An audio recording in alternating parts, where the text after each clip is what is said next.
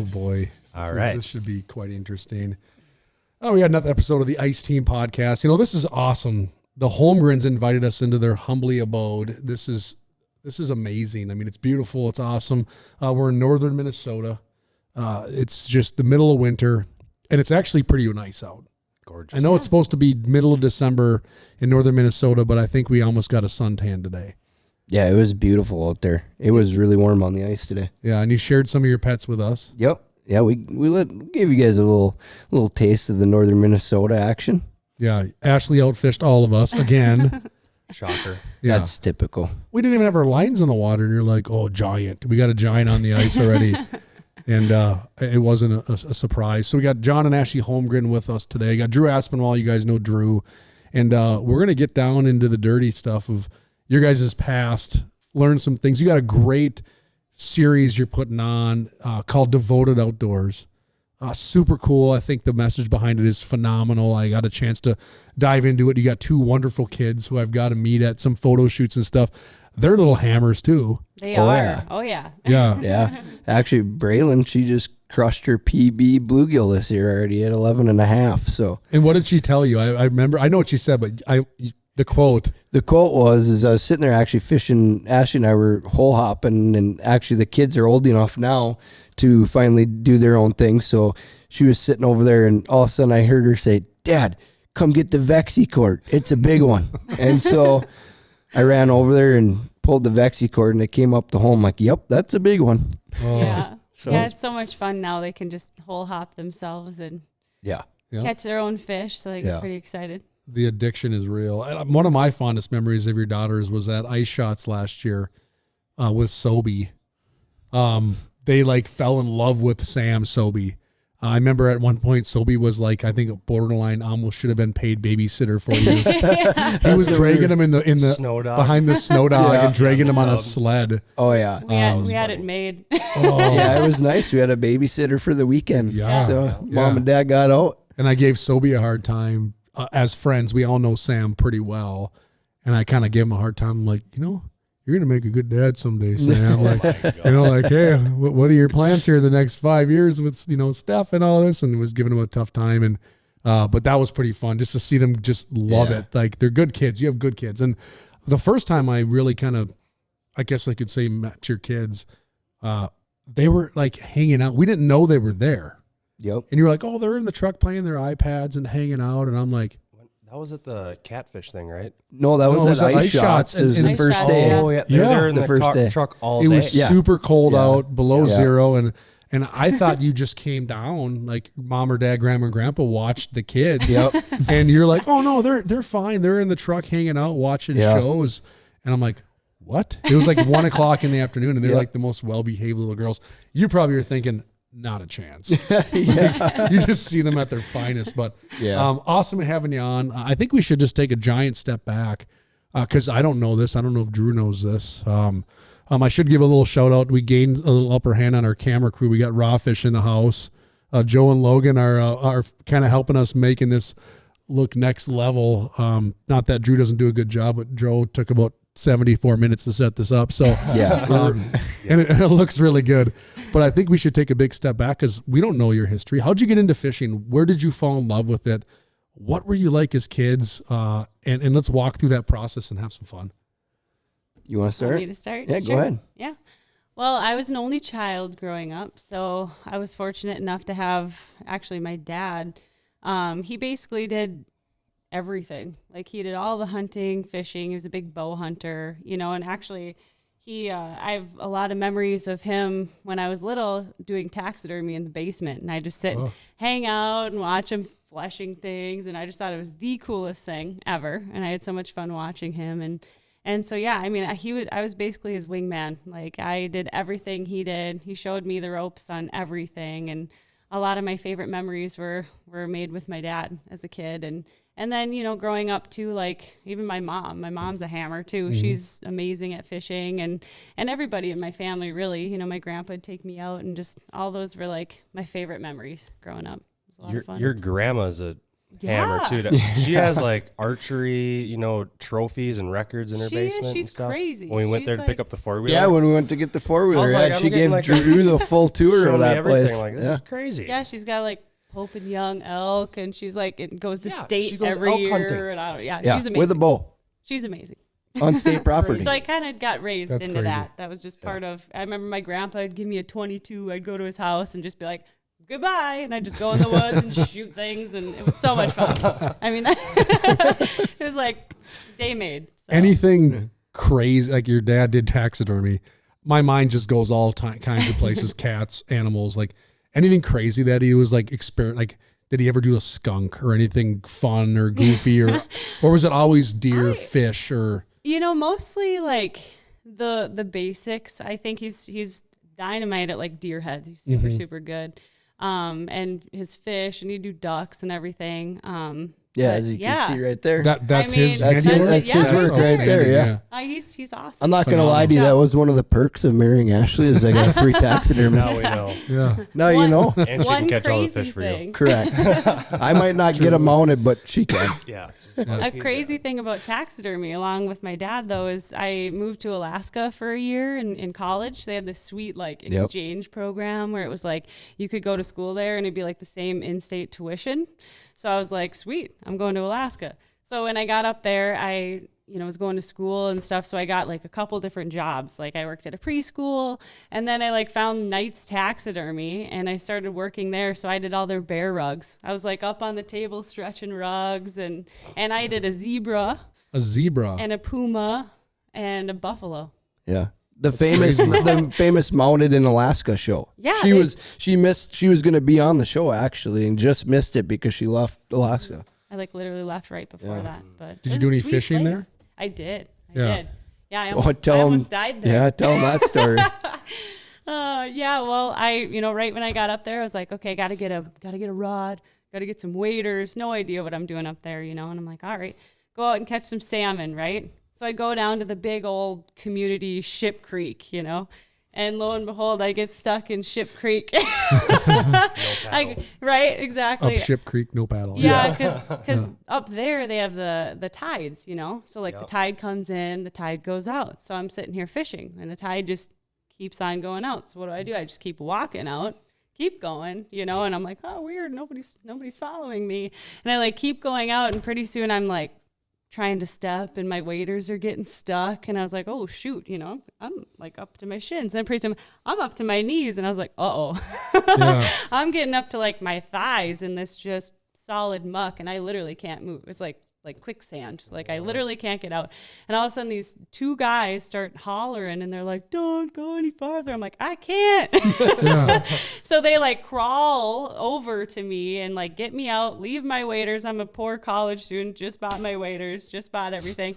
And I walked in shame back in my mucky, muddy socks, and I drove back to... Did you have to crawl back? Yeah, basically they kind of like helped me. God. They had like they had like packing, and I was like climbing. It was one of the most humbling, embarrassing moments of my life, but I made it. Thank goodness. They really could have saved your life. Right, Because if that water comes For back sure. in, Oh yeah. And people you're in trouble. die every year doing that. So it was a learning experience for sure. Ugh. Yeah. So Yeah, that sounds fun. Yeah. I did end up catching salmon eventually once I figured out not to go. You also got to tell them the Jim Shockey story. Real quick, short version of it. When I was working there was a lot of different opportunities, like we had like Mike Fisher's stuff in, and I'm like, sweet, this is going to be at Carrie Underwood's house. Like there's like all these famous people that would come up there and like these guided trips and stuff. And so Russ Knight, the guy that owns it's like, hey, you want to go to the airport? You want to pick up Jim Shockey? And I'm like, yeah. So we get there, and Jim just seems like just a cool stoic guy, and sure enough I get to meet him, and he pulls his hat off and shakes my hand, and I'm like shaking his hand, and he goes, you want the back straps off my 3rd world record caribou? And I was like, yeah. So I went home and I cooked up Jim Shockey's back straps off his caribou. Yeah, pretty crazy. That's awesome. It's pretty cool. All right, John, you got to follow that story up. Yeah. Pretty What do you got? What do you got, John?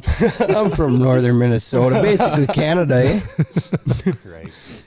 No, I grew up, I'm actually from Salem, Minnesota, which is right between Roseau and Warroad. So I was actually pretty fortunate to grow up on Lake of the Woods. So had a lot of really good fishing up there with my dad and my family, and very blessed to grow up there. And it's actually kind of funny because, you talk about everybody now going up there and you see so many people going up there. And back then, we just thought we had it's just another day of fishing up there, and now you look up there and it's just crazy. It's just a huge destination, right? So you never thought that back in the day. And there wasn't that many people that actually fished it back then, So it was fun. We, growing up there was a blast. It was, same thing, just kind of out in the country and a lot of things that you could do, backyard stuff.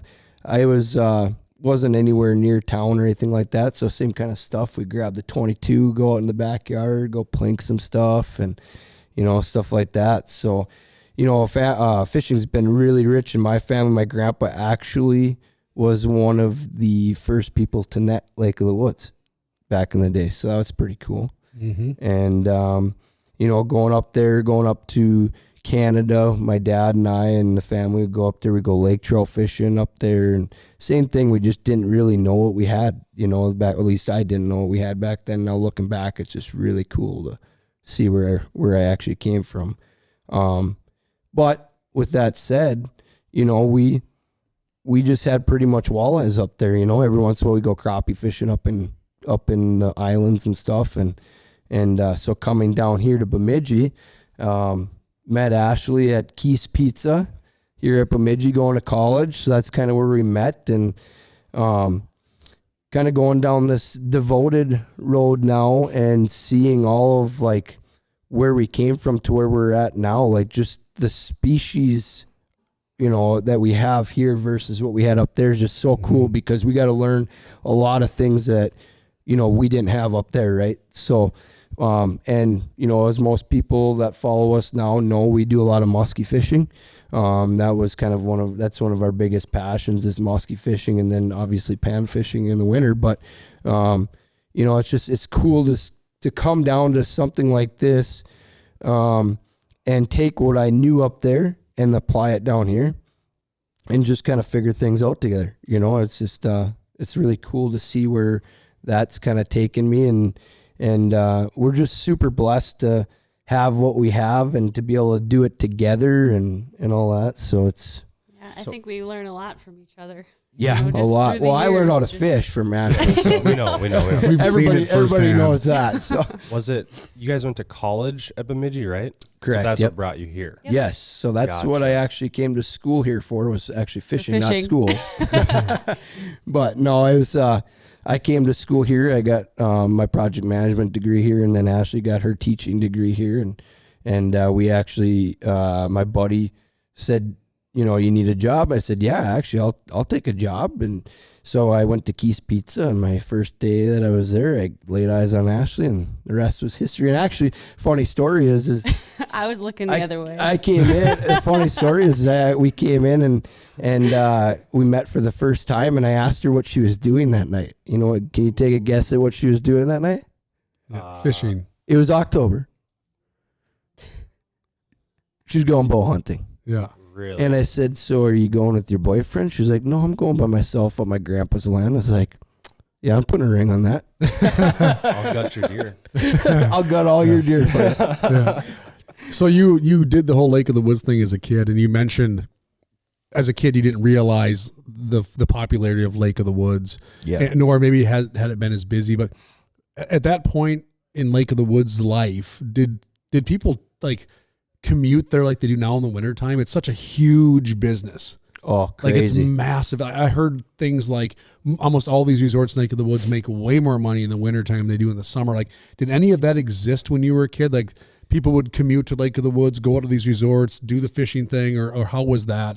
Yeah, there's always been kind of the resort style, but like you look at where it was then to where it's at now, like look at that big deal that just happened, right? They came in and they bought out 4 resorts, right? So things are really changing now, in that aspect. Like, yeah, there's always that there's always that draw there, but not like it is now. And I think one of the biggest things that really changed that world was the sleeper house. Sure. It made it so that people could just go there and pay their money to go out on the ice, and now they get to stay there for 4 or 5 days a week, whatever it is, you know. But I also am just being honest. You're like looking at the fishing that we had back then versus now. Like a lot of people don't think that you could actually, you know, herd a fishery like that. Well, it's crazy between back then to where it is now. Like the fishing's nowhere. It was no big deal to go out to 5 Mile on the reef with a hammered gold jig and a poke stick rod and some shiners and go bang out 100 walleyes. It just wasn't a big thing, you know. And now you go out to any of those spots and the same stuff, and it's getting tougher for sure. Yeah. So I think I even noticed a difference from when we first started dating, Yeah. even going up there. I mean, that was, it was like, Yeah. and you wouldn't think anything of it. And Yeah. even now. Which, you know? whatever, I mean, it is what it is. So, I mean, to answer your question, yeah, it's always kind of been there, but it's definitely a lot crazier now. And I think people are just traveling more nowadays and Yeah. going to destinations, which is great. I mean, it's an awesome fishery, and you know, it's a cool place to be. Yeah. Red Lake took some of that thunder. Oh, yeah. Yeah. Yeah, it did. But, you know, like you look at last year and now the new phenomena is everybody knows that Red Lake's good right away until the pressure hits there, and then everybody kind of trickles up to Lake of the Woods and The extra hour. the extra hour, right? Yeah, I'm what going to everybody Lake of the says. Woods in 2 weeks. Yeah. I Yeah, mean, You know what it's it's like. boys, It's a yeah. blast, you know, and we didn't know what we had in our back pocket then, you know. It just sets up so well for ice fishing. Oh, it Fish does. Bite all day. All day. Hang out with your buddies at night. Yeah. Repeat. Right. Exactly. Get lucky and get a bonus pout at Yeah, night. exactly. Yeah, for And- sure. And there's fish like underneath you. So like I got to expose my kids. Like obviously my oldest son fishes a bunch, but my 2 younger boys, they're not walleye experts. I mean, neither am I, but I've gotten to take them up there on the ice fishing side of things, and they get to catch fish. Yeah, Like 100%. You know, like I've done the Mille Lacs thing with my boys, easy putt, right? Well, it's not. right? You go up there and you stare at a Vexlar all day. I'm sorry, you just Yeah, do. And yeah. You know, we're Lake of the Woods. Even a novice is catching little saugers and maybe Yeah. a nice walleye or maybe a mix this, and there's just fish biting all day long. And I Yeah. think it's become. I always tell people like I want to get my kid involved in fishing. I want to do a sleeper experience. Do you think I should go to Mille Lacs? I'm like, no. Take the extra time, drive a little further, do the Lake of the Woods thing, Yeah. and you'll come back going, wow, we caught a lot of fish. This was super cool. Yeah, for sure. So, and here you are as a kid growing up, just getting to experience that every single Yeah. day. And Yeah. what else? I mean, I know you're a hockey family. Yeah. Oh, yeah. And we got a Hobie Baker Award winner Yeah. tonight. Yeah. Yeah. So there's definitely hockey. You guys still play? Well, we play every once in a every while. now Not and as then. much anymore just because, you know, it's so busy. You got to pick and choose what you're going to do. But we still go skate and rink rat a little bit Ashley, here and what there. was the Hobie Baker thing? High school thing? Yeah, I was in high school. I got one of those too. Yeah. Oh, that's right. We got 2 in the house. 2 in the Yeah. house. What is that? It's Yeah, like well- a character award Yeah. or something. Yeah. Yeah, it's something like that, you know. Like character as in like quality or character as in like ha ha ha? Maybe a little of Quality. both. I And actually we're good did at not. fishing. I actually did not know that about you, Drew. That's awesome. I couldn't. I got think some maybe. character. Yeah. Oh. Oh yeah. No, that's pretty awesome. And your daughters are into gymnastics? Yeah. Yep. Yeah. They both. She's yeah, actually Braylon's actually down at the state meet right now. She just got done, so we just took that phone call before we jumped on here, and sounds like it went pretty well for her, and she had a good time. So that's awesome. Outstanding. Yeah. That's outstanding. Yeah. It's funny. Drew's got a big hockey background. We've talked hockey a bit. Yeah. We have other pros clearly have a hockey background. John Paul Tessier. Tessier, yeah. Oh, We've yeah. talked. Yeah. And he's kind of. He lives now where I think close to where does he live now? Yeah, he lives in the Angle. Well, he's more towards Baudette, isn't he? Yeah, he actually has. We were talking to him this last weekend at the ice show, and he actually bought a place up in the Angle. So they've got 2 places, and his wife stays back on mainland, and he's up there. So yeah, The He's Lake of a- the he's a Woods good dude. outdoorsman. Yep. that dude is about as good as it gets Yeah. right there. He's a great guy. And we did a day on the ice with JP. So Yeah. there's an Yeah. episode on our YouTube page that you can check out for anybody listening. Yep. He is, and he always, you always hear the term humble, right? Like, and Yeah. I think sometimes it's overplayed. People are, I'm always humble. Like, sometimes you wonder, like, I don't know what that means. Like, but it's clear and evident that JP's a very Oh yeah, humble 100%. human being. Yeah. He's got it going on. Yep. So that's awesome. So you didn't stray too far from the nest. No. You came down to Bemidji. I mean, your roots are strong in northern Minnesota. Very. Yep. I want to, I mean, we can, at some points, I really want to dive into the devoted thing. But before that, you talked muskie fishing. And I think you were being very modest. You were being humble. You two muskie fish a ton. Yeah. And you're very good at it. We like to do it. It's fun. I mean, I think you kind of just brushed over that a bit. Like, oh, we do a little muskie fishing. I'm like, We dabble. A little muskie fishing. Like, you've done seminars over the place. Like, you've come down to Thorn Brothers and have done things during their major events and stuff. Yeah. You're sponsored by major muskie brands, some of the largest that exist. Where did your fascination with muskies come into play, knowing that, taxidermy, whatever, fishing as a kid, walleyes on Lake of the Woods. Well, then all of a sudden now, like, you're become like muskie icon. So how did that all come to fruition? Well, like I was saying, like, going up in Lake of the Woods there, we had walleyes. And if you go to the angle, you've got muskies there. And it's actually kind of, I'm very sad looking back at the days that I had up on the islands where I could have been muskie fishing instead of walleye fishing with my dad. Bless my dad, because he's one of the best walleye sticks there is, honestly, out there. But I wish he would have exposed me to muskie fishing up there when I was a kid. Which, whatever, that is what it is. But then I came to Bemidji, and I actually was the president of the Ducks Unlimited Club, and one of my best buddies, the VP of Ducks Unlimited, was Jordan Moss. And so one day he's like, oh, dude, he's like, you really like fishing too, right? And I'm like, yeah. He's like, you got to come muskie fishing. You got to do this, And I caught a couple muskies on accident up in Canada and stuff, and they're, trolling for lake trout and stuff like that, and they're just really cool fish. So then I'm like, yeah, I'll go muskie fishing with you. And the first day we had out on Bemidji was just insane. And from that day on, it's just like, I'm always like wanting to try to catch something that's super challenging. It's almost like hunting, right? It's no different than us out there today chasing giant panfish, right? Like, those giant bluegills are just a league of their own, and it's not easy to do, as we saw tonight. I mean, they just don't cooperate all the time. And I don't know what it is, but it's just the tougher it is, the more I want it, right? Like, it's such a passion that, like, it's just, I want to go catch the biggest predator in the lake. And for me, once I saw that first, witnessed that first day of muskie fishing, I was like, oh man, this is definitely for me. Like, this is sick.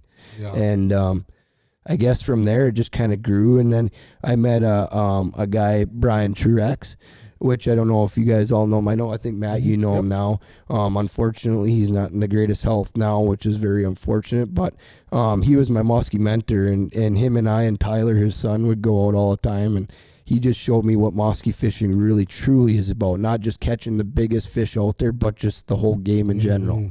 And so I was very fortunate to have some pretty key players in the muskie world that I didn't realize then, but I do now. Yeah. And so that's just kind of where it went. And here we are today. And then I met Ashley and found out that she loved to muskie fish, and I'll let her tell her story about that. But she loved to even do that before I even met her. So it kind of just clicked between the two of us, and it's just, we're both very competitive people.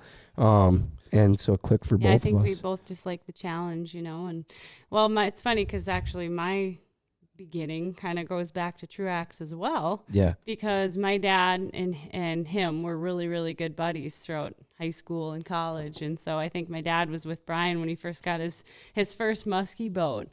And so they loved chasing muskies together. And then, when my dad had me, I think I was 12 maybe, and I remember casting in the backyard and practicing, and then my dad would take me out, and never caught one when I was with him, but I saw a few, and I remember just shaking at my knees, and it was just so cool that there's a fish out there that just can do that to you, Yeah.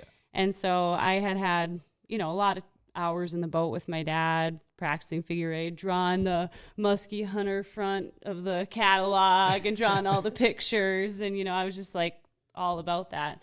And so, just growing up loving to do that with my dad. And then the coolest thing is that when John and I had first started dating, we were out bass fishing with my dad. You bass fish? Yeah, a little bit. We dabble. John knows where the state record bass is. Let's clarify bass fishing. we do bass fish on the very opening weekend because we go to her our family's We cabin. do. There's a do bass that. tournament, and that's actually where I caught my first muskie. Yeah. Was We when only were do it bass for fishing. 1 weekend out of the year. We got to rip some lips. You Yeah. know, we got to Yeah, get that. warming up. Get Yeah. that. John knows good where the hook state sets in. record bass is. I actually do. I legitimately do know where it's I at. think I might know where it is too. Yeah. I think I know. I Yeah. think I know what you're thinking. I told Drew. Drew Yeah, you knows told where me. it's at. Yep, haven't been there yet. but We're gonna go someday. there. We're going there. We'll All right. go. We're going All right, there. let's do it. Yeah. But I think I heard that story too. It's there. Yeah. I'm telling you. I didn't tell a soul. Well, no, I think they said one time they told us. I remember the Oh, story. really? Yeah, I think I told Matt. Oh, Yeah. okay. I think we all four at this table know where it's at. We just Yeah. need to go catch it. I didn't. We're You winking told at me it each over other. there. And I didn't say a word. Yeah. No, Since It's a small big world grave. it's a small to world. hear some of these connections and how prior Yeah, to and knowing you met her each at a other. pizza place? that's crazy. Yeah, Yeah. Jeez, yeah, John. I know it, right? Couldn't Just connect draw the dots lot. earlier. Good grief, man. Funny. So, what are your? You've caught some giant muskies. I walked into something out of Jacques Cousteau when I went down to the room you have me sleeping in here because you have a 56.5-inch freak show muskie on the wall. Yeah. What are some of your more memorable muskie catches? It could be the size of the fish, maybe something you've caught together. Like, what are some of the fondest muskie memories you've had in let's call it, I mean, you're young adult still, your young muskie career. Like, any catches that really stick out? Well, I've got a couple of them. I mean, I can tell the story quick of that PB that's down on the wall. It was just fortunate that I was the one to be able to put my hands on it because there's actually 4 people, including Truax, chasing that fish. And the crazy story is, I'll make it short and sweet, but we were actually out walleye fishing and on the lake that fish was on. And that night with Ashley, my mom, and my dad. So it was the 4 of us out there. Take them out.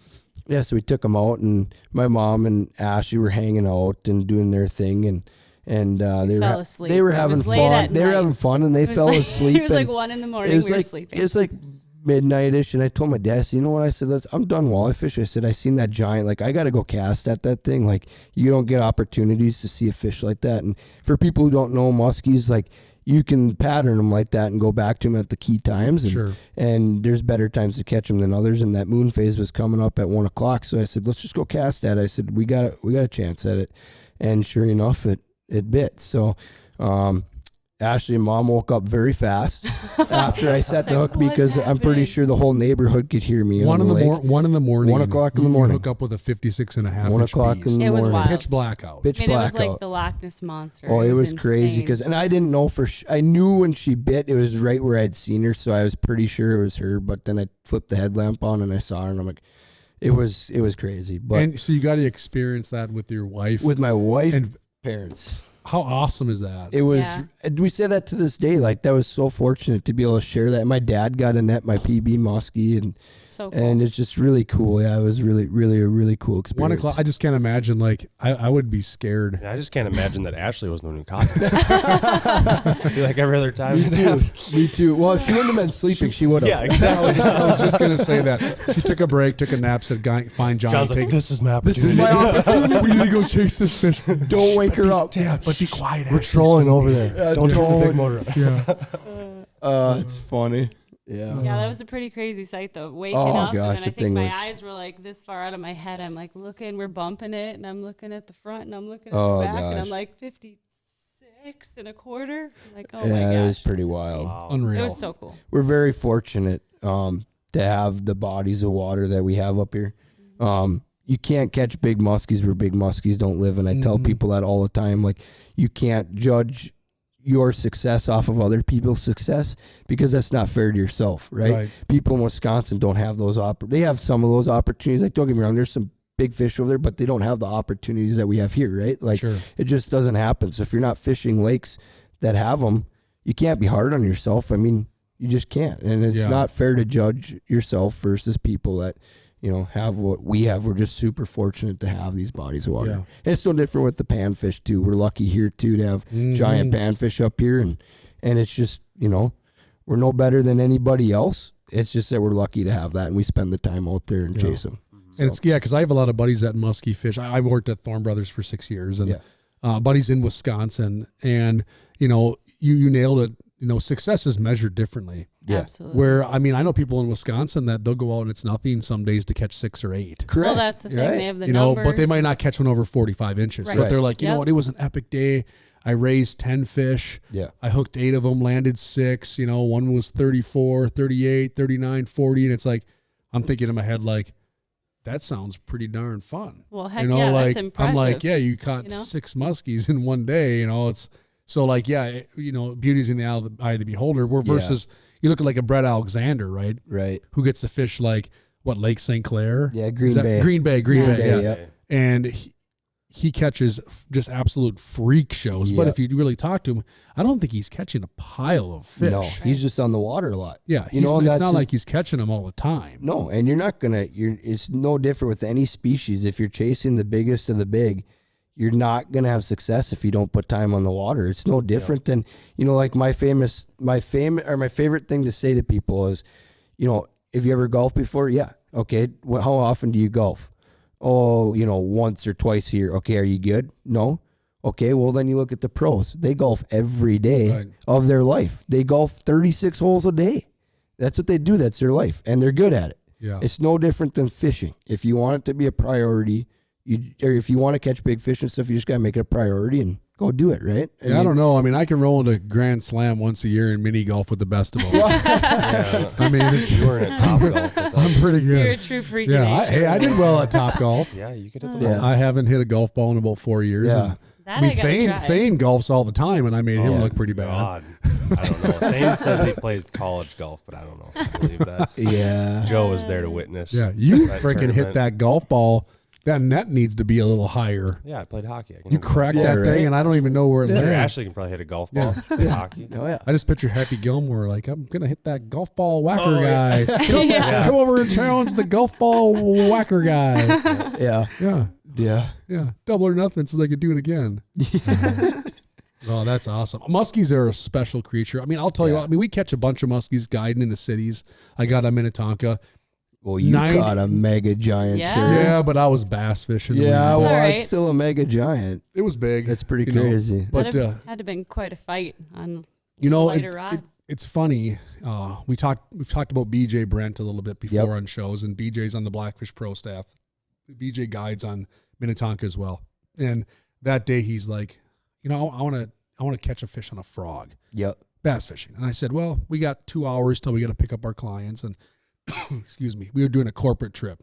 And I said, you know, I got this spot where I've been getting some fish on a frog. Like, let's go up there, and I gave him the good spot. Like, Yep.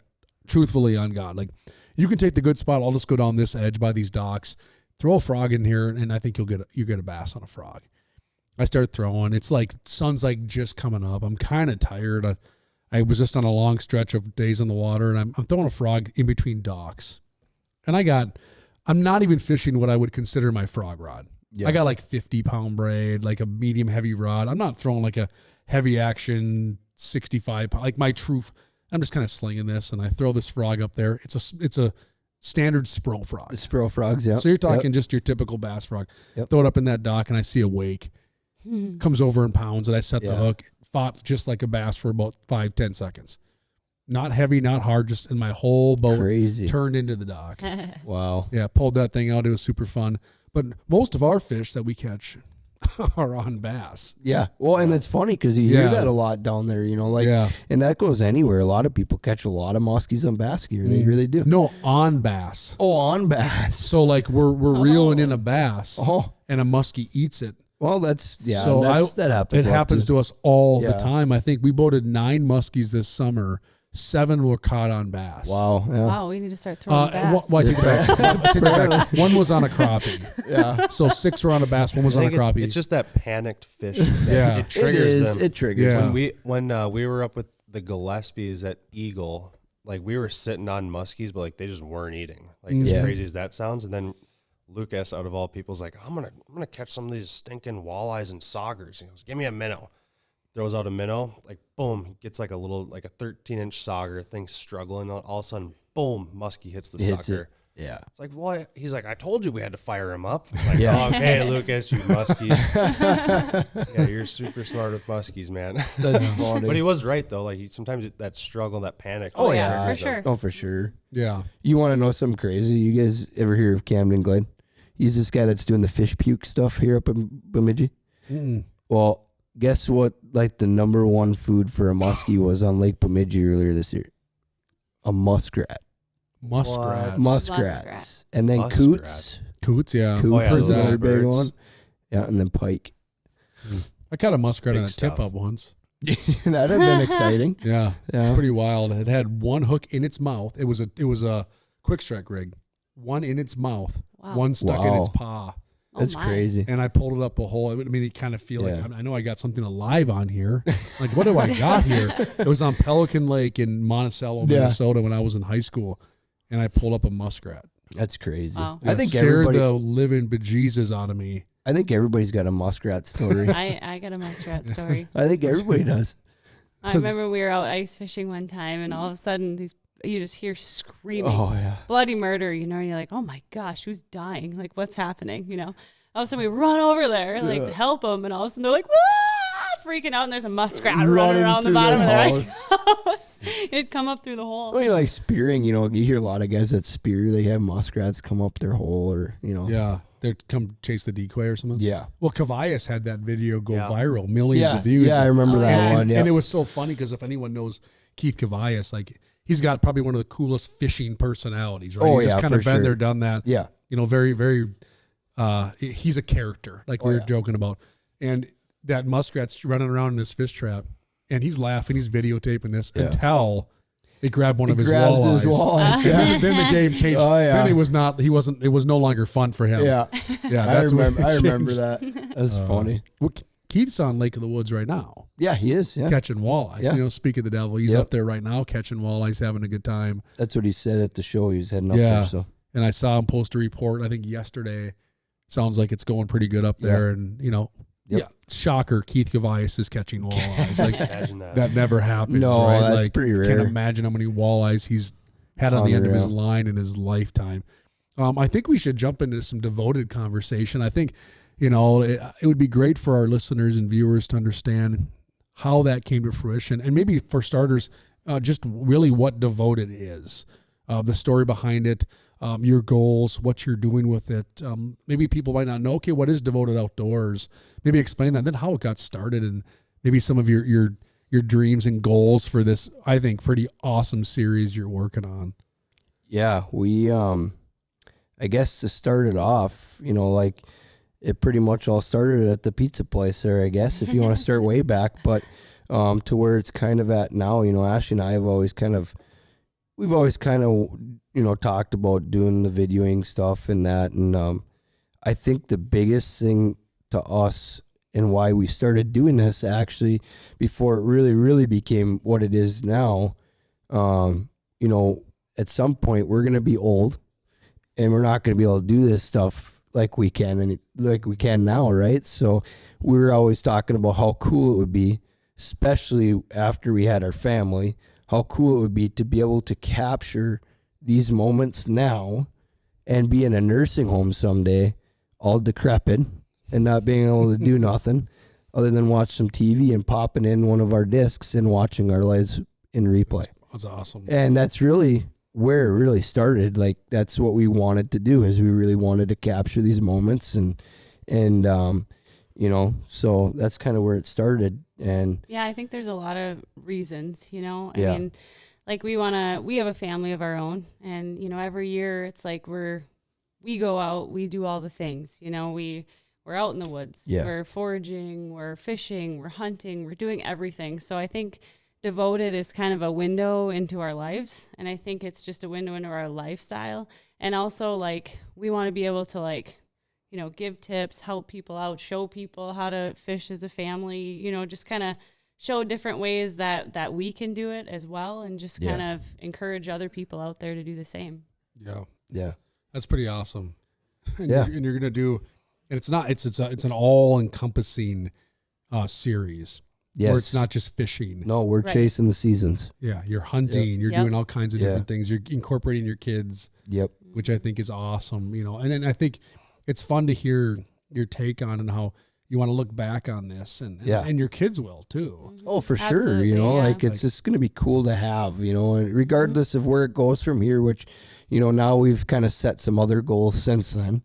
And it's been a very humbling ride to, we've been very fortunate to be on certain pro staffs and on certain teams and stuff like that. And then when we kind of decided to take it to the next level to help, basically, like Ashley said, just help other families and couples understand that, it's possible to do this stuff together, because if you're not doing this stuff together, it makes it tough to be in a relationship. Like, if you don't share the same interests, then, it's a tough relationship. But we like to be able to show people that it's it can be done this way. Sure. And it's in the kids aspect, like a lot of people, you hear that common phrase of, and we absolutely hate this phrase, I'm just throwing it out there, but people say once you have kids your life's over. No, that's total BS.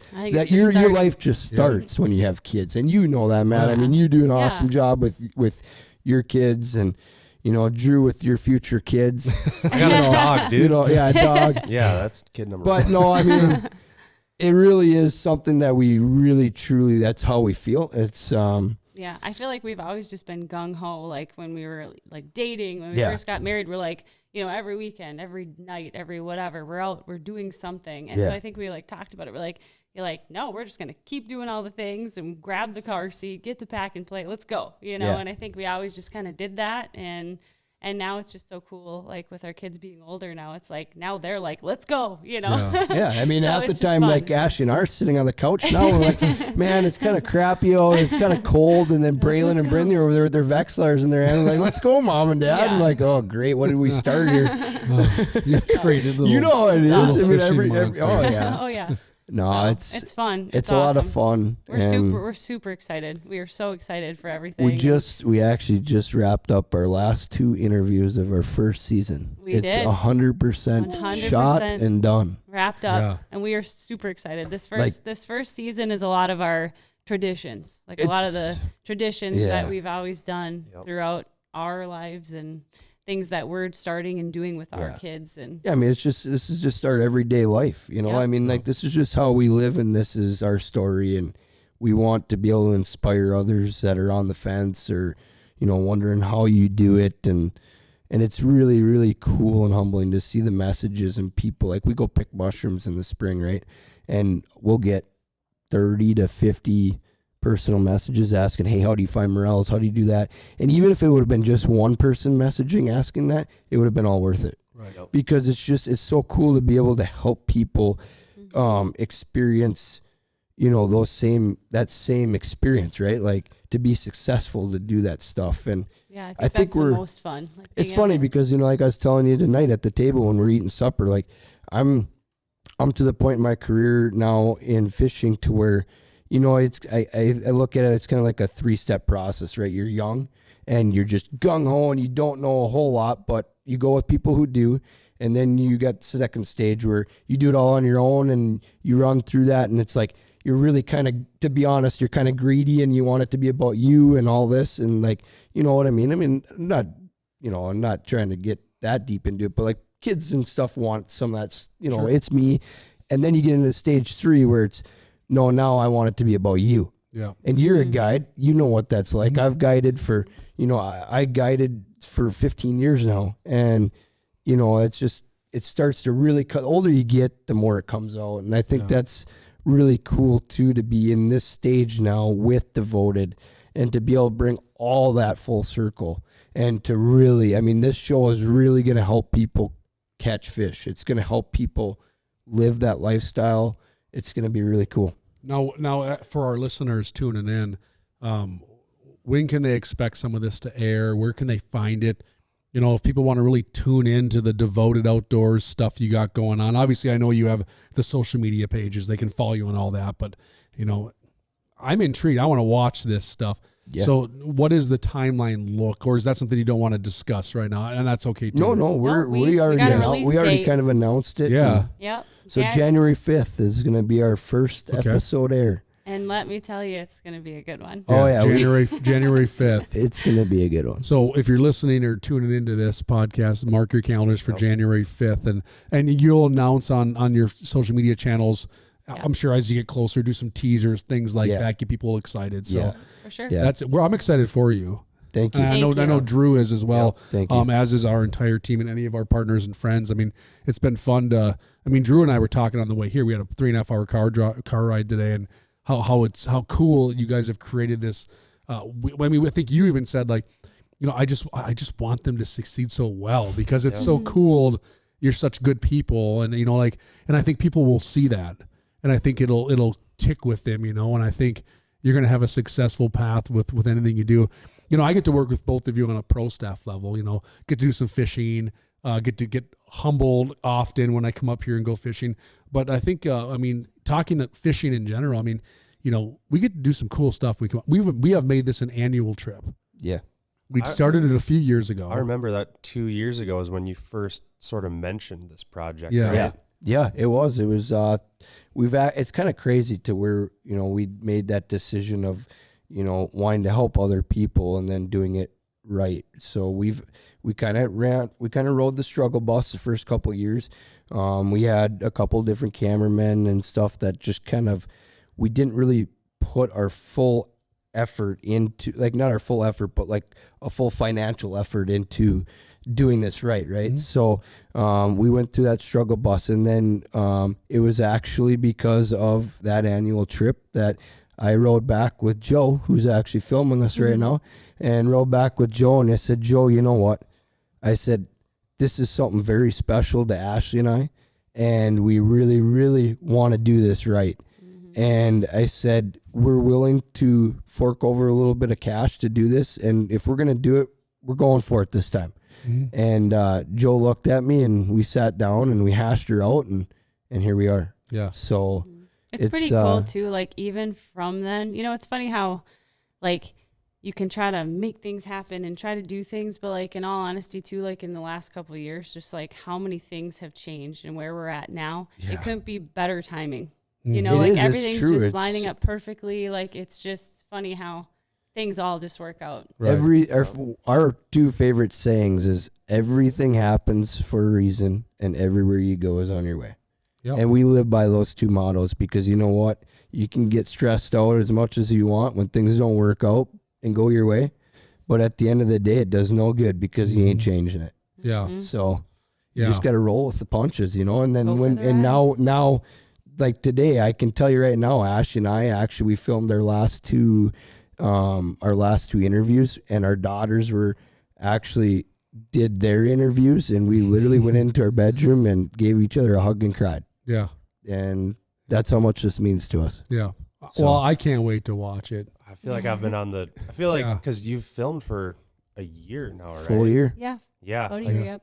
I remember you'll give hints at episodes. And Right. I I mean, can't wait to see this one, we've you know. been Yeah. so excited I to know. do it, Build-up's and been We got a good wild. variety lined up too. Yeah, we There's do. a little Yeah. bit of everything. Yeah. Yep. Yeah. Yeah. So We're rooting for you. I mean, obviously, we're gonna watch it and get excited alongside you, and I'm sure learn a bunch of things and probably laugh a little bit and have some fun. I mean, it's and that's part of the fun. I mean, I look forward to this. Like we have a really busy show season, and God bless our show team. We still have a team at a show as we speak. Right there in Fargo. Oh, excuse me. We have a team in Duluth.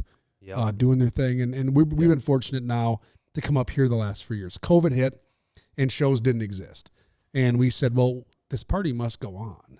And that Correct. party is going to be us creating the coolest digital content ever. So we got after it, and it brought us up here to you a few years ago, and we chased some fish. Man, we had a riot. Yeah, we had a blast. We caught so many fish to where now we're not going to miss this trip. Like this has become a annual thing. How long have we been talking about this weekend, right? Oh, For yeah. months, For right? months. Like, Yeah. You've been You know, emailing well, John since last April. year. yeah, I mean, it's been Mark nonstop. it on your calendar. Since last year, this time. Yeah, ice shots in March of 2022. We were talking about December of 2020. We're gonna come up and do this, Oh, we're yeah. gonna do that, and Yeah. and it's been so fun. And I think you kind of alluded to this a little bit earlier in this podcast about how blessed you are up here.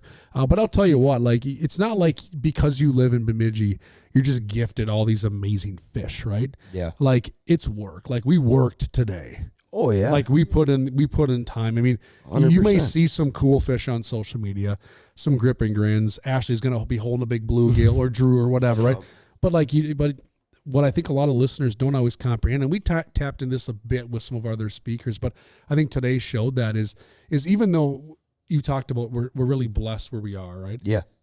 If people could watch like the process today to really stay on these fish, It's crazy. it's pretty incredible to catch a quality fish. We're chasing giants, Yeah. and it's a total different game. Oh. And I say that we're fortunate to have these lakes, and I mean, you guys got big fish down in the cities too. So Got it's some, not like we're just Yep. Right. bust up here, but Those big ones are educated different. very. Right. It's I've not, seen enough to where like I'm like and even the pressure from last week when you guys were out to today, like you It's can tell that crazy. Yeah. the 200-300 big bluegills in that area, like Yes. they've seen baits now. Half of them have been stung, and So- they're a little more timid to So what do? We moved out and we Yep. found some them more out there. out you there. know? Yeah. Yeah, it's important too to, like John and I don't always just catch a Oh, lot I of know. fish or catch big fish. Like we've failed more times than we succeed. Oh, yeah. So I mean, Oh, we yeah. put We all in do. a ton of time, Yeah. so it's, Well, we you know, said it's that not we easy. said that in our seminar this last weekend at St. Paul. You know, like we told all of our listeners and viewers there were, social media may show that what Yeah. you see. but you Yeah. don't But see all the, You don't. All I the mean, hours, it's right? legit. Like Ashley and I dragged the girls around, and the girls now we're fortunate that they love to go do it now. But back in the day, like we'd take the kids, we'd drag them around, and we legitimately are lucky, and we fish. I would say a minimum 4 to 5 days a week, and most of the time it's 7 days a week. Yeah. Really, I mean, as much we as just we love can, it. yeah. I mean, Yeah. we're fortunate enough that we both share that passion, which helps. But we fail a lot, like Yeah. a lot.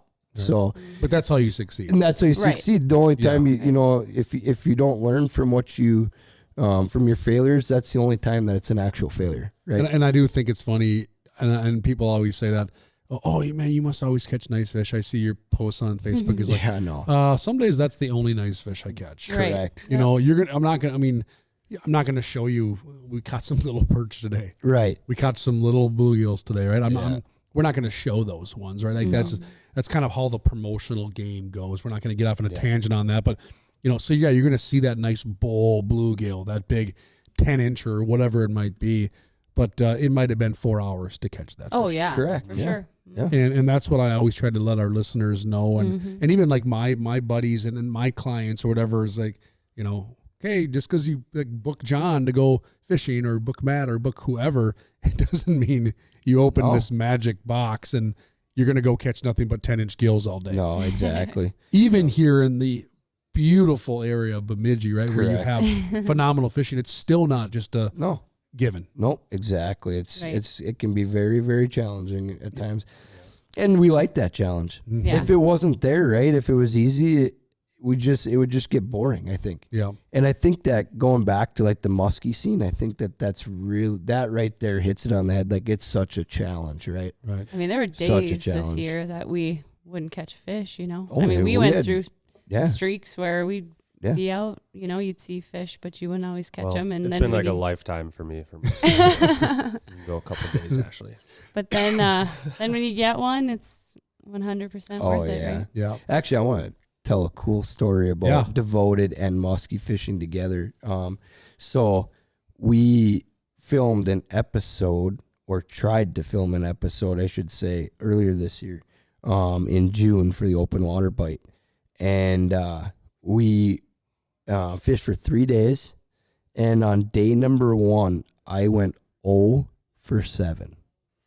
You want to talk about frustrating and failure and getting beat down to the ground?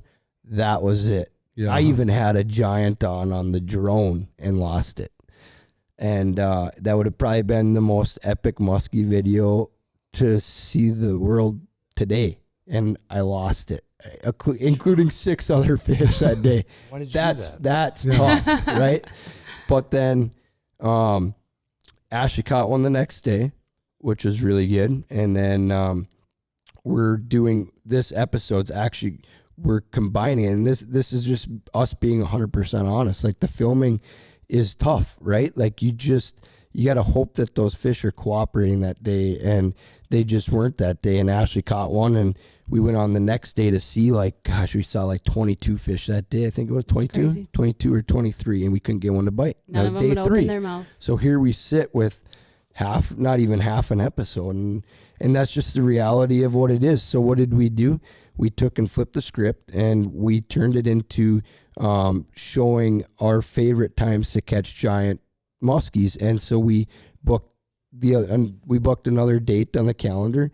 Joe and Logan came up for a day, and we went out, and the weather was just perfect. I was like, this is the day, right? And we had like a day. We had a day to get this done. So I said, this is the day. So they came up, and we got out there, and it was just one of those days you could just tell that the muskies were going to bite. And it's juicy. It's very juicy.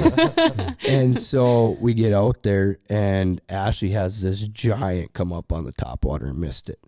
And it missed it. Missed the muskie, missed the bait. And we're like, I was like, oh my gosh, that's a giant. Like, that was a big fish. And I said, so let's just give it a little bit. It was like a half hour to moon phase. Didn't get hooked, so we're like, okay, we can try to get it again, you know? Yep. So I was like, let's just wait a half hour, because moon phase is in a half hour.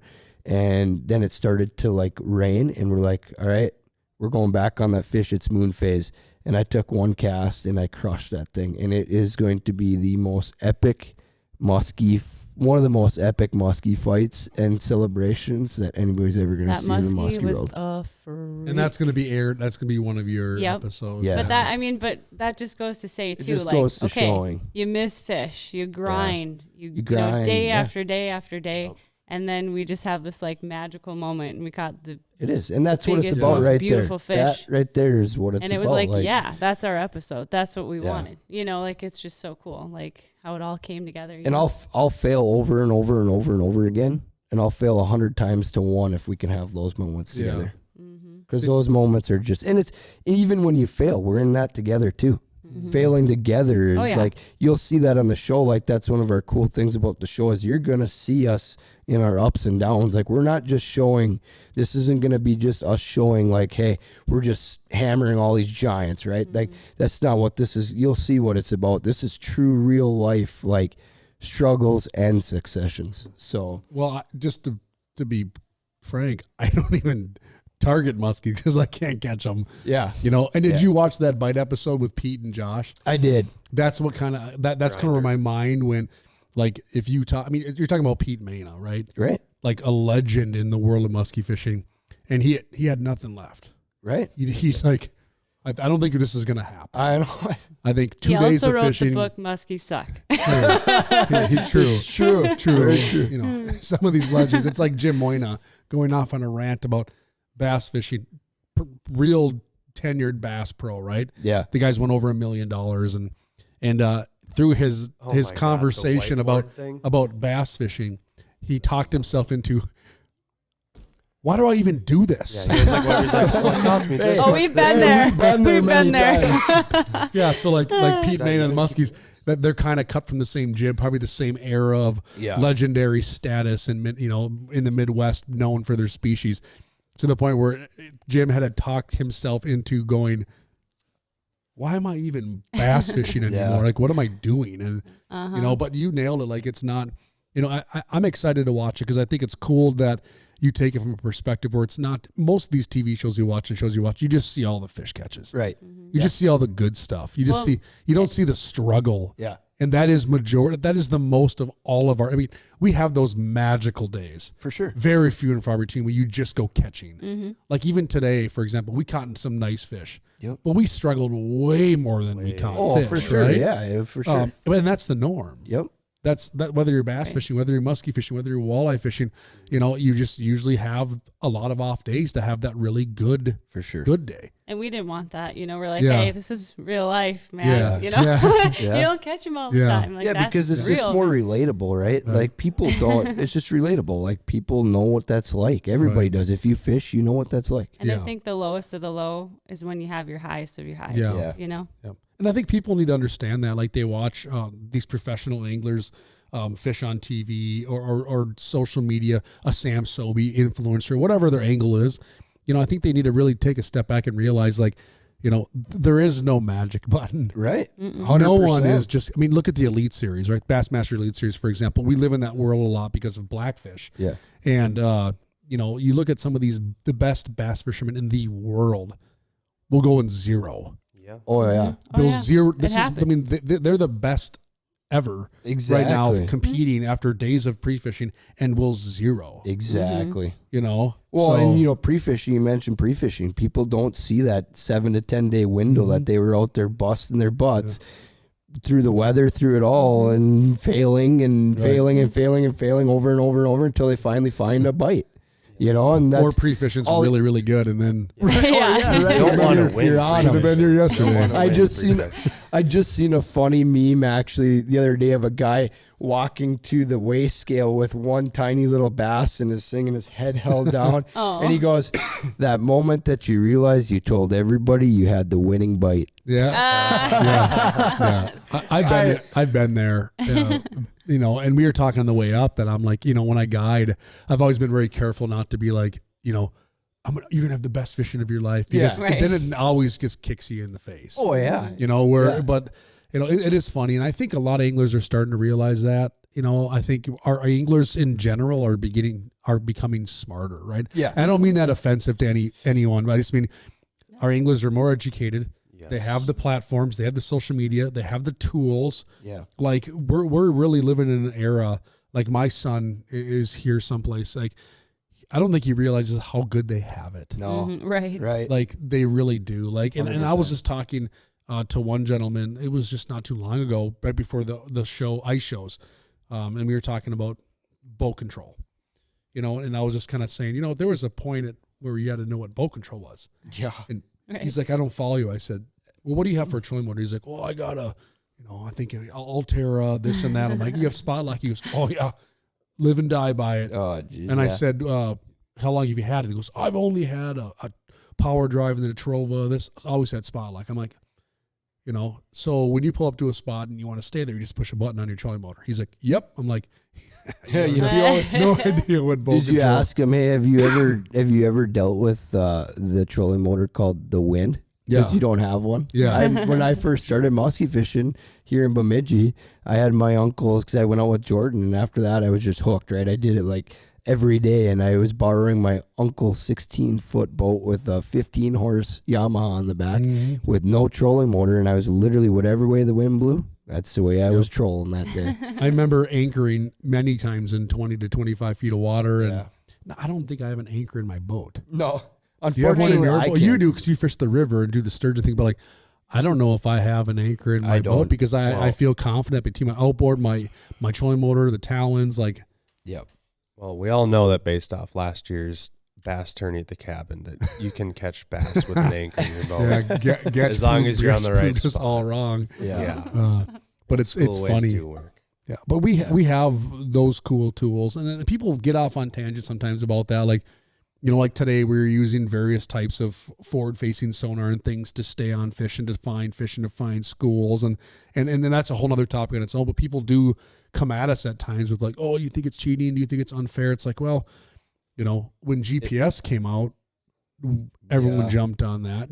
Side image. It's more fun. Yeah. Like it's more fun to catch more fish. It's- right. Like it's easier. It's more fun. More people are going to do it. Right. So, like, it's kind of funny that you bring that up, and we don't, like you said, we don't have to go down that road with this, but like, I just want to mention one thing. Like, I was always the type where I finally just got it this year. Okay. I've never had it before in my entire life, and it's just because it was just a choice. But now, like you said, it's more fun, and like you actually use it, and we're not doing anything different than what we've done. It's just a way. I think the coolest thing about it is it's way more interactive with the fish. Like you can see what those fish are doing now, instead of just having it right there and then getting a 2-second glimpse. Now you can see for 15-20 seconds and see how they react, and it is. It's truly amazing. Like I used it in the muskie world a few times with a few buddies just to kind of see and play with it. Unbelievable what you thought you knew about muskies. Throw it out the door. Like it's unbelievable. Well, it's like unreal. you were saying today on this bite, you have fished a similar pattern or spot, bite, whatever in the past. Well, I should say many times. Yeah. And until you had some of this technology, I think you made a comment today, which I thought was pretty cool. You're like, for years I thought there was like 30, 40 fish that just kind of like meander in and out of this spot. And then when I dropped down this technology, I realized there's hundreds. It was crazy. And it's Wild. not, they're not just like, it's not just this one school circling. It's just pods of this mega, colony that's shifting in and out of different spots. Yeah. And it's an eye-opening thing. But like, I'll tell you what, like, I'm a diehard Vexilar guy, right? I mean, yeah, I absolutely have forward-facing sonar, right? Yep. I think a lot of people are gravitating. But what did we do today still? When it came down to get the fish, when it came down to get down and dirty, we're all staring at our Vexilar. Oh, yeah. Like sure. you said, like we're big Vexilar people too. Like, there's a huge difference between the forward-facing versus the Vexilar. Like Vexilar, you literally can tell when that fish is going to bite on a Vexilar. When you're using forward facing, you got to kind of guess, right? Like you can't see that. It's hard to explain to some people, but like you guys get it. But when you see that fish ready to bite on a Vexilar, that certain little blipping is that's the bite, right? And so it's actually kind of cool because I'm can guarantee you I'm going to stay with both units. Because they both have their place, and that's what you got to realize is that there's a place for both. And so what's really cool that I found out is the technology that I bought for forward facing is very compatible with Vexilar. So now I run them both side by side, and it's fun to watch them come in, and then I switch over to my Vexilar and watch my Vexilar to get that bite. Yeah. So at the end of the day, I think it just still comes down to management. You're still 100%. gonna. You 100%. catch your fish, and you got to as long do as your you're part. doing your part. People say it's easier to catch fish and whatever, but at the end of the day, it comes down to the angler. Yeah, either being using educated. it or misusing it. Well, and even if you see them, you can't always catch them either. No. So I've been there. Today you're like, dude, Matt, come over here, fish this hole. There's a giant. Oh yeah. I looked at that giant, and then you're like, your lure's right there. I'm like, I think I'm bouncing it off its head. Yeah. And he's not doing anything right now. Right. But I think it helped. I think what my angle has always been this, like, I want to put myself in the best position to be successful. And I think Ashley kind of nailed it too. Like, you can be successful, but if you're smart about it and if you understand, like today, we didn't keep any big bluegills, right? No. Very precious species, right? They go back. Now, if you want to keep a bluegill for dinner or 2 or 3, you're going to catch some that we would consider eating size. Yeah, but for like, sure. and I applaud some of these guides. I know like Griff is a great one with the Crappie Chronicles. Oh, yeah. That'll tell you. And I think he's doing a really cool like package right now that he's promoting to try and put somebody on the fish of a lifetime. Yep. And he promotes, which I applaud, but these fish are all going back. Yep. I saw that. That's That was awesome. You are not Yeah, keeping it's these great. fish. It's not an option. Yeah. And I think a lot of guides and people kind of get that for the most part. I mean, it's hard to tell somebody that if they caught a trophy fish, Right. that's got, I mean, I get it. Like, somebody may have caught the best fish of their life, but I think as a general rule of thumb, Ashley nailed it. Like, just because you have these tools doesn't mean you have to abuse them. Exactly. You can still respect this fishery and do the right thing. Yeah. And like now, like taxidermy is so good. You can get measurements and a good picture. You can get replicas. Yep. That's at least that's an option now. Yeah. For people. So. And I think that business is booming. Oh, Yeah. it's Oh, yeah. crazy. Like we actually, it's kind of funny. I actually surprised Ashley the other day and I ordered, finally bit the bullet and we're getting a few of our panfish back. And I asked him, I said, what's your lead time? He goes, well, it depends on if I hire another person or not in the next year. It's just great, which is great to see. And I honestly think that one of the coolest trends that's happening now is I think a lot of younger generation is I think they're in the mindset of being respectful to that. And I'm not saying that in a bad way to the older generation, but here's the deal. Like up in Lake of the Woods, we didn't go home. Like we always kept our limit, right? We never went home without our limit. And that's because we actually, I don't know, a lot of people don't know this, and this is going to sound crazy, but I grew up in a house without running water until I was 8. Sure. And so my family was not very well off, and that was a source of food. Yeah. And that's how it was back in the day for a lot of these guys, and they just have that mentality.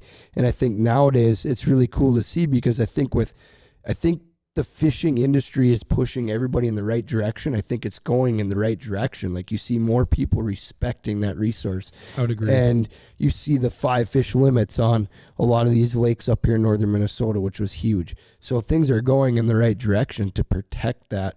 And it's really good to see because it needs to go that way with how, how big the industry is getting now. I mean, more and more people. COVID hit. I think there's 50% more people fishing in the last 3 years than there ever was with COVID. It's all species of fish too. All species. Bass, everything. panfish, Muskies, walleyes, everything. Yep. Right. And there's some lakes, I would say, in the cities. I mean, a lot of anglers down there that are better than they've ever been. Mm-hmm. Yeah, for sure. And there's some bodies of water that are producing nicer bass. I mean, Minnetonka, for example, right? It's a juggernaut when it comes to angling population. Yeah.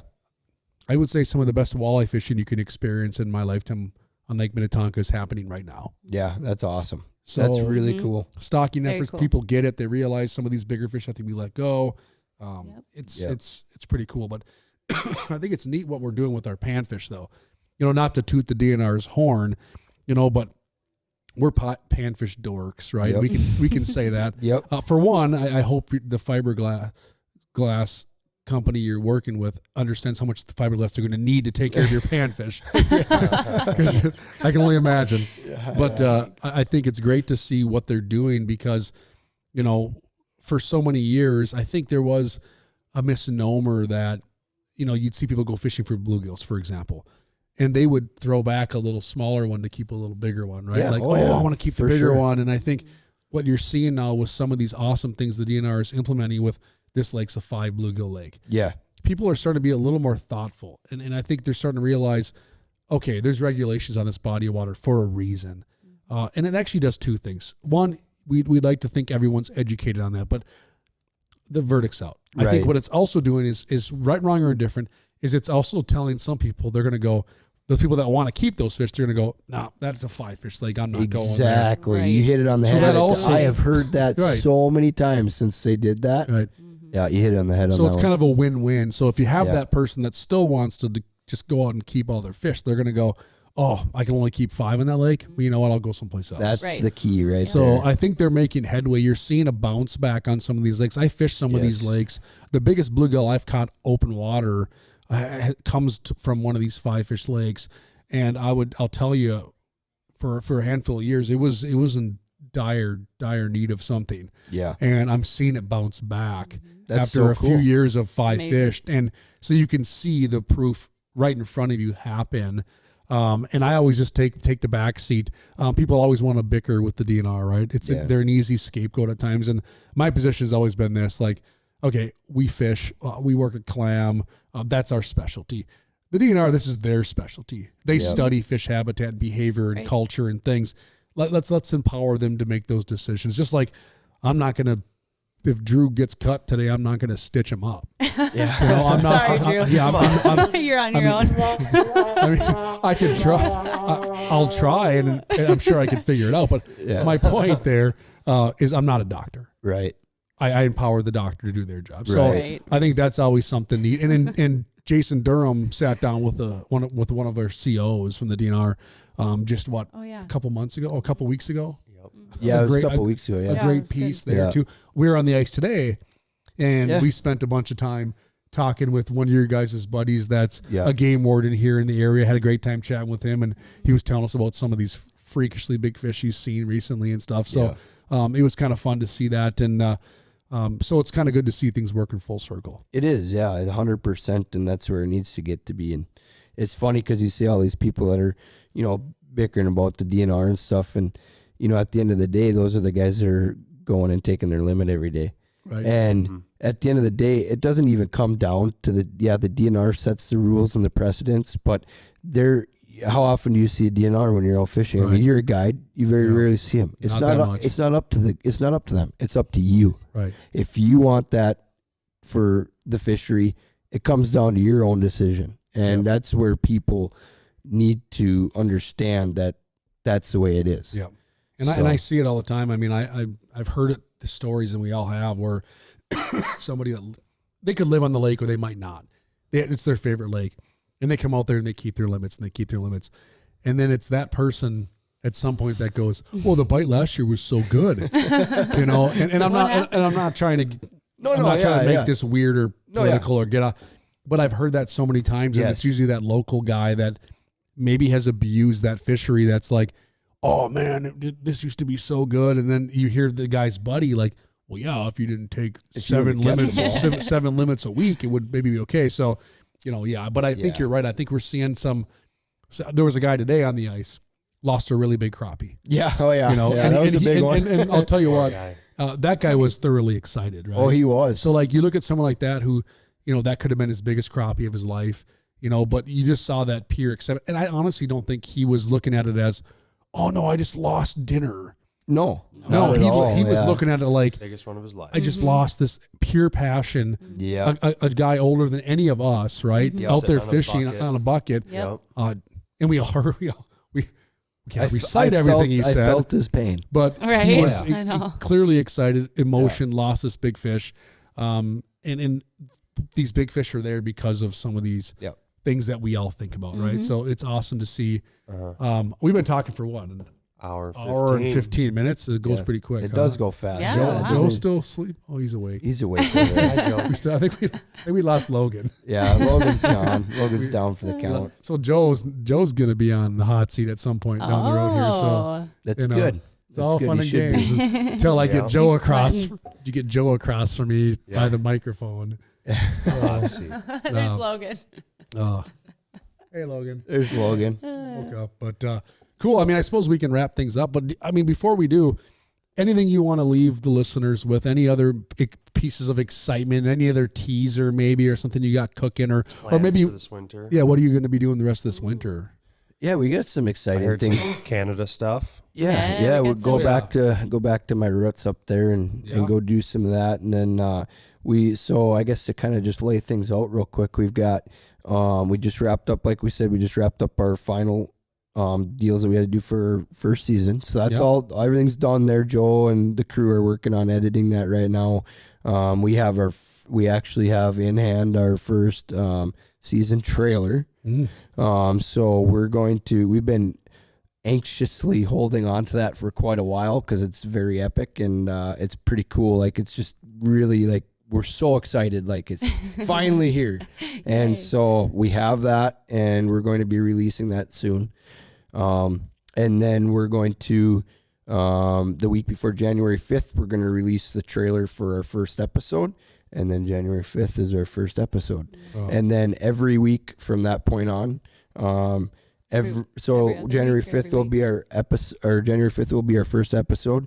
And then the following Tuesday, we're going to release the trailer for the next show. So every other week we'll be showing a show, a new episode, and every other week will be a new trailer. That's exciting. It is. Yeah. So it's gonna be essentially 24 weeks of straight content, which is a lot of hours, put into that, and it's just like it's here. It's finally here. So we don't even care if people watch it. We're just excited to see it. People will. Your foot will still be on the pedal too, though, because you'll be filming. Yeah, we're gonna just keep time. Continuing into our next season. So we're pretty soon gonna start filming season 2 as well. We got some awesome destinations in mind for season 2. So we're gonna go up to Winnipeg. Yeah. You know, I grew up in Roseau, Salo there, and I had that in my backyard, man, and I just never tapped into it. It's crazy. Lived 2 hours away and just never touched it. So we're super jacked for that one. We got a bucket list going. So some of our that'll be our little teaser. We might be chasing a world record. Ooh. Yeah. Chasing a world record this year. We got some big things. Sheep's head. How did you world record sheephead? How did you know? I knew it. No, actually there's a bite that happens in Minnesota that Ashley's family roots go back to catching very large fish, and we are going to be chasing a world record to the ice. So that's one. And then you have too many teasers away, but I like where you're going. Yeah, we gotta keep it interesting. Yeah. And I don't know. We're just gonna do a bunch of stuff. some lake trout stuff. We're gonna keep Oh, yeah. going with. We're just gonna go shoot There's Guam again. hunting stuff too. Yeah. Oh yeah. Yep. Which we don't think we Yeah. talked We got about some that big yet. hunting Got destinations. some big hunting destinations coming up. You know, we're Yep. actually, yeah, we haven't really touched on any of that. We're both really avid bow hunters. Like I said, that was the first day I met Ashley. That's what she was going to do, is going bow hunting. So, so yeah, we got a lot of exciting stuff, and it's just we're there. Like we're there. So if you're listening, it's not just fishing. So if you're Right. tuning in, I know a lot of our listeners just have studied demographics myself of anglers. There's a major crossover Oh yeah. Oh, with for fishing and sure. hunting. Like Yeah. it's Oh, like for sure. I don't hunt, so maybe I'm probably the minority there, but a major crossover in that. Yeah. So I think anyone that wants to follow along with Devoted, that loves to fish and even dabbles in hunting, you're going to be entertained as well on Yeah. the hunting side of things. And we'll share some of your stuff on Ice Team. Yeah. We'll do that. I mean, I would say anyone listening, make sure you go follow Devoted Outdoors. That's really where all this is going to be teased. Yeah, That's correct. going to be your biggest platform, probably, is through Correct. your social media outlets Yep. and all that kind of stuff. So I would say definitely follow along with that, so you're in tune with everything going on. Yeah, and we didn't really touch on your original question a little while ago. We kind of got off tangent there, but we're gonna air. It's gonna be on YouTube. Okay. It's also gonna be on KOTV, Okay. and then we're actually discussing the options and possibilities of Bally Sports North. So we're not, just to be clear, we're not quite yet to that stage, but we're shooting. That's Yeah. our goal, is to be on Bally Sports at some point too. So, Yeah. and I think Yeah. we're well on our way there. So So, lots of ways to see it. So the next we're time we have a watching- podcast, I don't have to have the wild game here distracting me. We're watching. I don't know if you We want got to a little- watch we got a us little- over the wild, but Okay, We gotcha. got a little Bally Sports North behind I'm us slightly right now. distracted the last hour. Yeah. We got hockey playing right behind me, and Perfect. and I like to think Drew's looking into my eyes. He's not. He's Yeah, watching. he's- right through your soul. Kaprizov, yep. He's yeah, there's watching. Krill's big smile right there. Yeah. I think he winked at you. Yeah, Probably. It was Matt. Sorry. It happens, but awesome. Well, thank you so much for hopping on this with us. We are excited about this. Excited about this trip. I mean, and for the people listening, selfishly speaking, we get to go fishing for another day and a half, so we're not done yet. Oh, no, not even So we get to go have close. some more fun with the Devoted team, playing with their pets in their backyard and getting after it. But thanks again, Ashley, John, Joe, Logan. Logan. up there. good night, Logan. Good night, Logs. Yeah. Yeah, thanks for having he's, us. He's buddy. done. This was a blast. So Yeah. opening up your house to us and letting us have a really cool, scenic podcast. Northern A little Yeah. different than what we've done. I think Cabin. this is awesome. I could get used to this. This should be our backdrop for all the episodes. You got a little ambient mood lighting back there that Joe Wow. set up. It's kind of nice. We got some fancy pro. lights Yeah. here and all this. This is awesome. Well, our house is your house, and Yeah. that's That's that's right. a motto that we live by. So Yep. Well, we're thank glad, you. Anytime. glad you guys came up, and we can't thank you guys enough for having us on here. You got it. So there you go. Another episode of the Ice Team Podcast with John Ashley. Of course, Drew, Rawfish giving us a hand. It's been awesome. And over and out, we're going to go catch some fish tomorrow and have some fun. Yes, we Sounds are. good. Thank you.